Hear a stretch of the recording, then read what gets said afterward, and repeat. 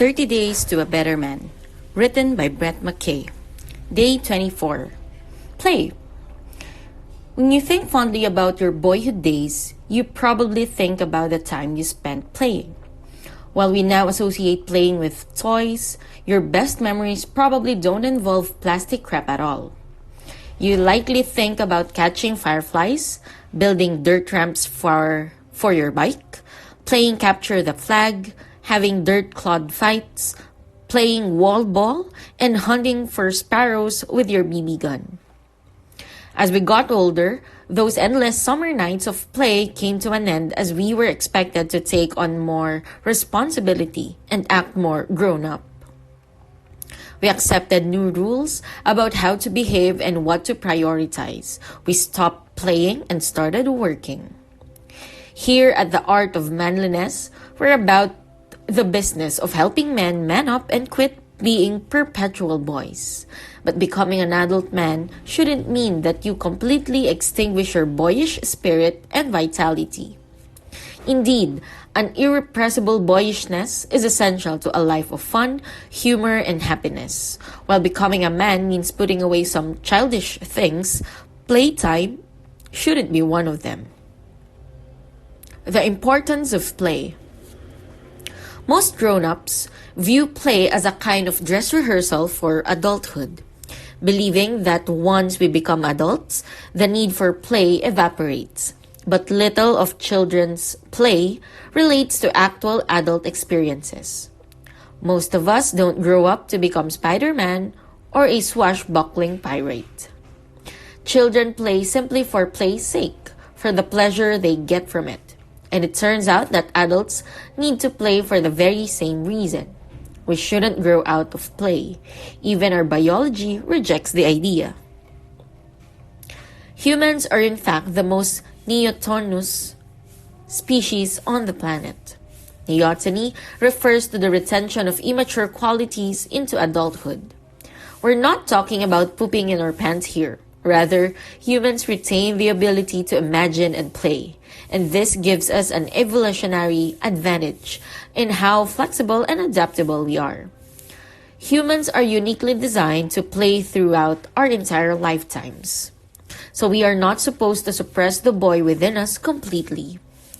While there hasn't been much research on adults and play, it's hard to get grants for studies on the subject. Scientists who work in the field believe that many of the numerous and scientifically proven benefits that children get from play apply to adults as well. Play boosts our optimism and immune system, increases our happiness, and gives us a sense of belonging and community. According to Dr. Stuart Brown, the head of the National Institute for Play, yes, it's a real institute. While we think the opposite of play is work, it's actually depression. Play is also essential to having healthy relationships with others. To quote the NAFP, play refreshes a long-term adult-to-adult relationships.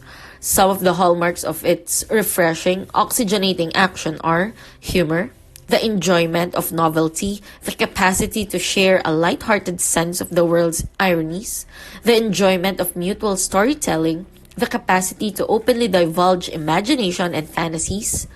These playful communications and interactions, when nourished, produce a climate for easy connection and deepening, more rewarding relationship, true intimacy.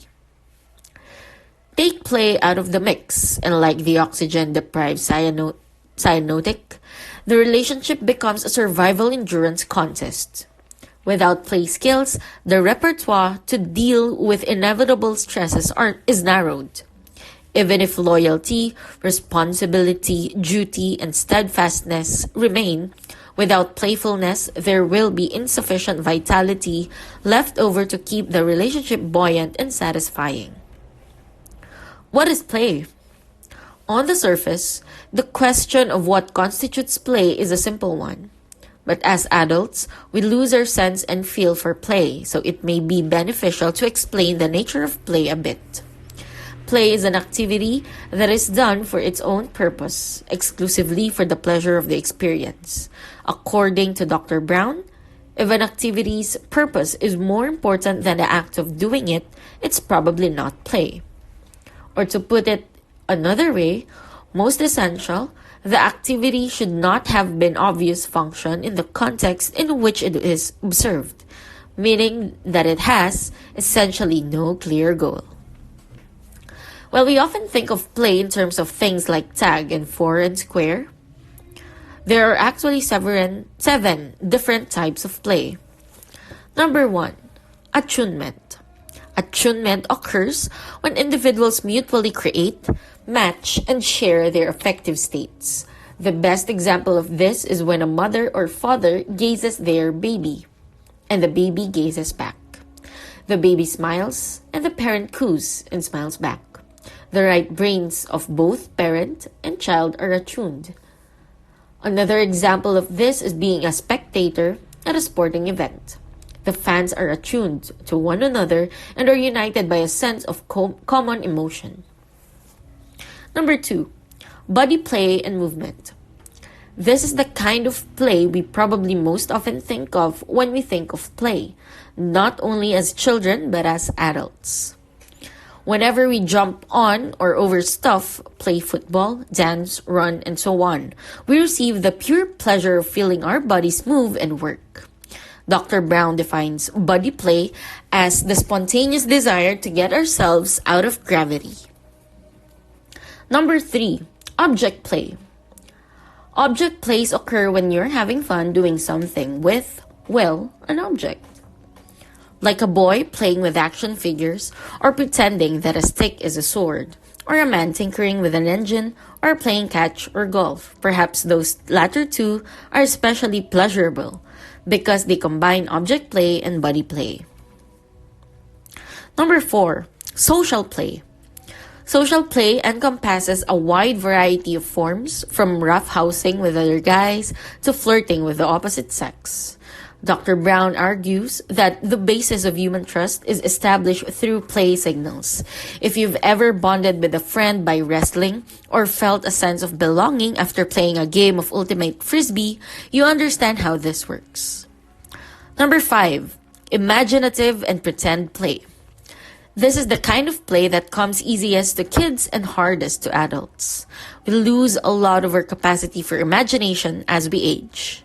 But if you've ever gone paintballing, dressed up for an adult Halloween party, or wholly let go of your adult cynicism at Disney World, you know that we still have some capacity for it. Number 6, storytelling or narrative play. Storytelling is not something we ordinarily think of as play, but as the Institute for Play argues, it is in our capacity to produce a sense of timeliness, pleasure, and the altered state of vicarious involvement that identifies narrative and storytelling with states of play. Number 7, transformative or integrative and creative play. Sometimes we can use our play to create new things and foster ideas. You can brainstorm crazy ideas for an invention, jam out on your guitar as you think of new songs to write, or make a funny video of your cat to post on YouTube. Today's task, play. While play may seem like a silly frivolity, it's actually an essential part of our health and well-being. Manning up doesn't mean turning into a robotic stiff. You should also maintain some of your boyish spirit.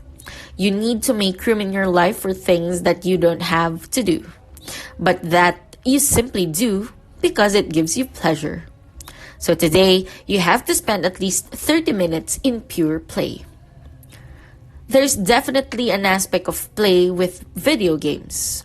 But for the sake of stretching yourself today, pick something a little more creative and open-ended. Play a pickup game of basketball with your friends, a board game with your wife, or a game of catch with your kid. Jam on your guitar or dust off your skateboard. Take a hike or ride your bike. Do something that society says you're too old for, but you know deep down absolutely still gives you joy. Make a slingshot. Play with fireworks. Build and fly a paper airplane. Play table football. Skip a stone. Fly a kite. Keep in mind that some of the best play involves novelty, curiosity, and most of all, exploration, whether of the limits of your body, new physical locations, or the corners of your mind. Remember, the purpose of play can't be more important than the pleasure you get from it. So you can go for a run, but you can't bring a watch or try to set a new PR. And you can tinker in the garage, but not because you need to check changing your car's oil off your to-do list. It must be something that you're doing simply for the fun of it.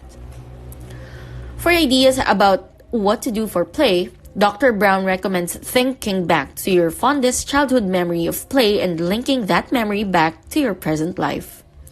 For example, if you used to love tag and kickball, then go play a pickup game of some sport.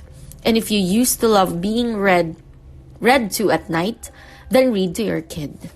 If your favorite thing to do as a kid was climb trees, go scramble over some rocks. If you used to endlessly tinker with an erector set, work on a craft.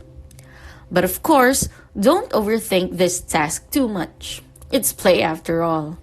Just think about something that sounds fun and do it. Finally, while today's task is to set aside time for play, you should ideally strive to make play an integrated part of your everyday life. Now go play! 30 Days to a Better Man, written by MCKAY.